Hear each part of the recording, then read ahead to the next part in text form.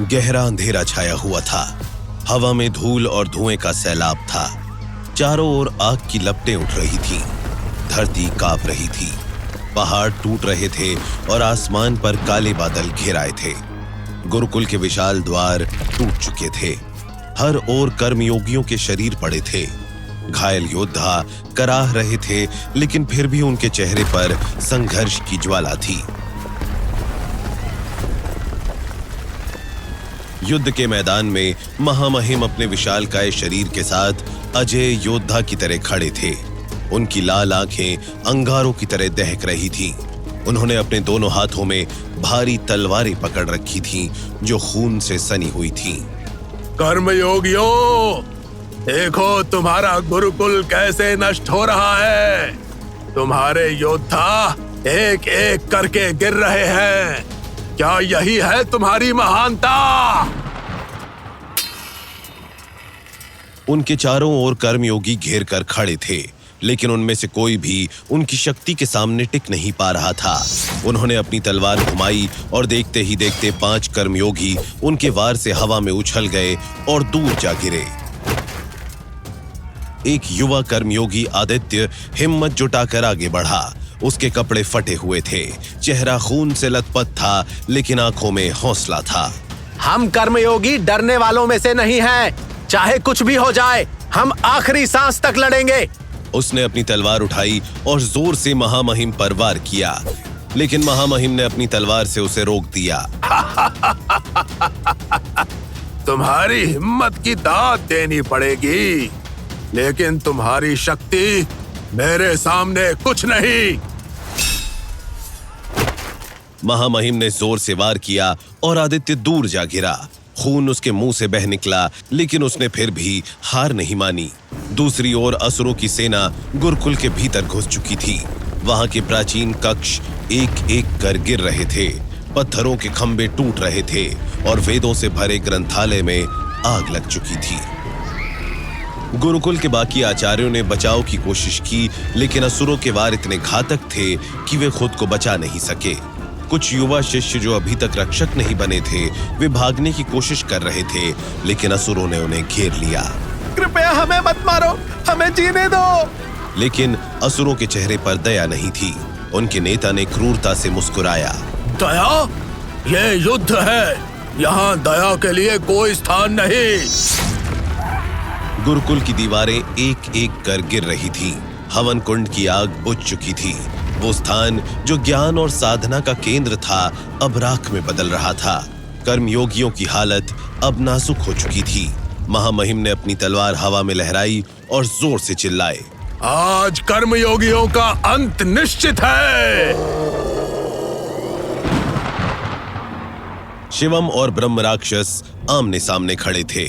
चारों ओर जली हुई जमीन से धुआं उठ रहा था। आसमान में अंधेरा छा गया था और जमीन पर गड्ढों की भरमार थी। ब्रह्म राक्षस ने अपनी लाल चमकती आंखों से शिवम को घूरा। वो इस शिवम को देखकर हैरान था। उसकी आंखों में थोड़ी देर पहले मौत का डर था, लेकिन अब उस डर का कहीं नामो निशान नहीं था। ये देखकर ब्रह्म राक्षस ने गुस्से से जमीन पर जोर से पैर पटका।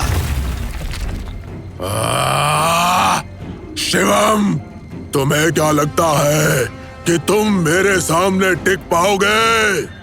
तुम्हें मेरी शक्तियों का जरा भी अंदाजा नहीं है। मैं तुम्हें मौत के घाट उतार दूंगा।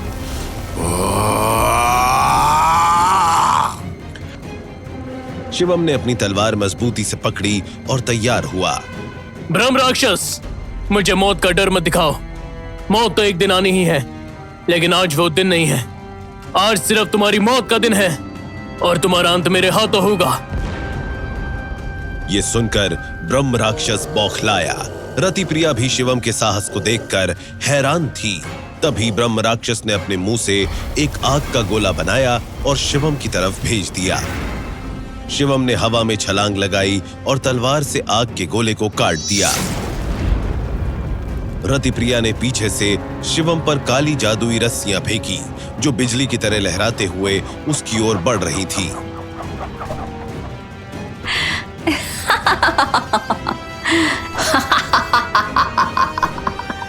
शिवम, अब तेरा अंत निश्चित है। ये रस्सियां तुझे बेबस कर देंगी। शिवम ने तुरंत अपनी तलवार घुमाई और जादुई रस्सियों को काट दिया। तुम दोनों मिलकर भी मेरा कुछ नहीं बिगाड़ सकते। अब तुम मेरी असली शक्ति देखोगे। शिवम हवा में उछला और पूरी शक्ति से तलवार घुमाई। उसने ब्रह्म राक्षस के सीने पर एक जोरदार प्रहार किया, जिससे वो कई मीटर पीछे जा गिरा। लेकिन ब्रह्म राक्षस जल्दी उठा और अपने हाथों से काला जादू निकालकर शिवम पर फेंका। शिवम ने अपनी तलवार घुमाई और आग को 2 भागों में बांट दिया। लेकिन तभी रतिप्रिया ने एक तंत्र मंत्र पढ़ा और जमीन से कांटों की दीवार उठाकर शिवम को घेर लिया। अब भाग कर दिखाओ शिवम। ये कांटे तुम्हें चीर कर रख देंगे। शिवम ने एक गहरी सांस ली और अपनी तलवार को जमीन में घोंप दिया। तुरंत एक सुनहरी ऊर्जा का विस्फोट हुआ, जिससे कांटों की दीवार जलकर राख हो गई। तुम दोनों मिलकर भी मेरी ताकत को नहीं रोक सकते। मैं आचार्य सूर्यदेव का शिष्य हूं। ब्रह्म राक्षस गुस्से में दहाड़ते हुए आगे बढ़ा। उसकी लाल जलती हुई आंखों में क्रूरता थी। उसने अपनी विशालकाय भुजाएं फैलाई और अपनी पूरी ताकत से शिवम पर वार किया। शिवम ने तेजी से छलांग लगाकर खुद को बचाने की कोशिश की, लेकिन ब्रह्म राक्षस की स्पीड बहुत तेज थी। उसकी पंजों जैसी उंगलियां शिवम के कंधों में धंस गईं और उसने शिवम को जोर से उठा लिया। ब्रह्म राक्षस ने उसे उठाकर जमीन पर पटक दिया। शिवम के गिरते ही धरती कांप उठी।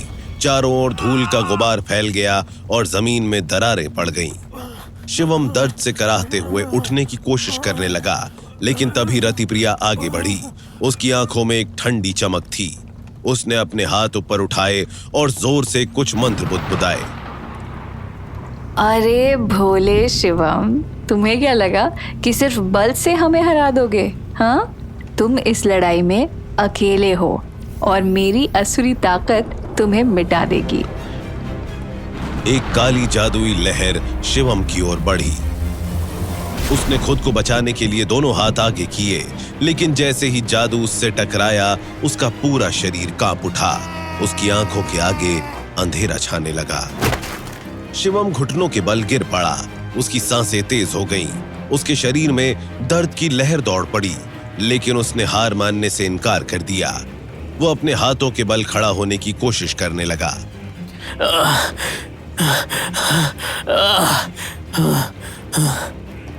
मैं अभी हार नहीं सकता।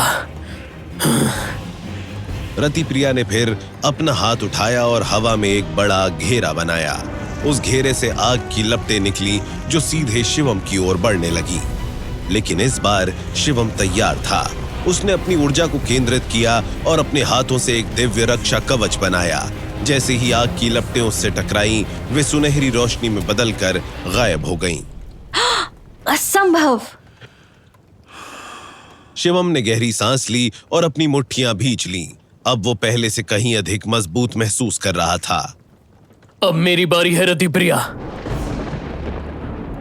शिवम ने दोनों हाथ उठाए और आकाश की ओर देखा। उसके शरीर से दिव्य ऊर्जा निकलने लगी और अचानक एक सुनहरी किरण उसकी हथेली में समा गई। उसने अपनी ऊर्जा को केंद्रित किया और जमीन पर पैर पटका। ब्रह्म राक्षस और रतिप्रिया दोनों पीछे हट गए, लेकिन तभी अचानक आकाश में घंटियों की आवाज गूंजने लगी।